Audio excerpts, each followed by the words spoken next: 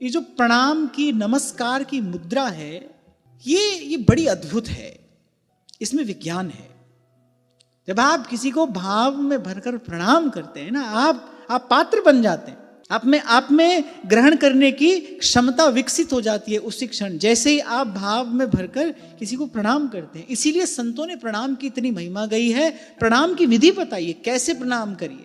अंजलि पर मस्तक किए। और मैं ये बात आपको बड़ी विनम्रता पूर्वक एक साधक के रूप में कह रहा हूं कि इसी प्रणाम के बल पर, केवल प्रणाम के बल पर मैंने अपने जीवन में बहुत कुछ दिया भी है और पाया भी है। केवल प्रणाम से, केवल प्रणाम। किसी उदार समर्थ के हृदय में आपका प्रणाम एक बड़ी हलचल उत्पन्न कर सकता है। वो आपको देने को विवश हो जाएगा, वो आपको देने को बाध्य हो जाएगा, वो दिए बिना रह नहीं पाएगा।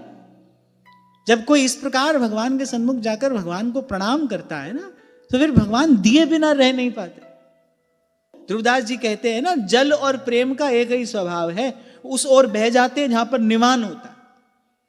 आपके शब्द, आपकी चेष्टा, आपकी मुद्रा, ये बहुत महत्वपूर्ण है। मुझे याद है, कुछ वर्ष पहले की घटना है। मैं किसी को प्रसाद दे रहा था, ठाकुर जी का भोग लगा था, मैं किसी को प्रसाद दे रहा था। मैंने कहा प्रसाद ले लीजिए। अब उसने क्या किया,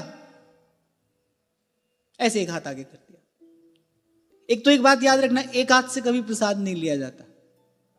कुछ लोगों को मैंने देखा है, ऐसे एक हाथ आगे कर देते हैं। एक हाथ से कभी प्रसाद ग्रहण नहीं किया जाता, एक हाथ से प्रणाम नहीं किया जाता। यह भी हमारे स्वभाव में होता है कि कभी कभी हम किसी को ऐसे प्रणाम कर देते हैं। ऐसे कभी भी नहीं करना चाहिए। या तो दोनों हाथ से प्रणाम करिए, नहीं तो केवल मुख से भगवान का नाम ले दीजिए, पर ऐसे मत करिए।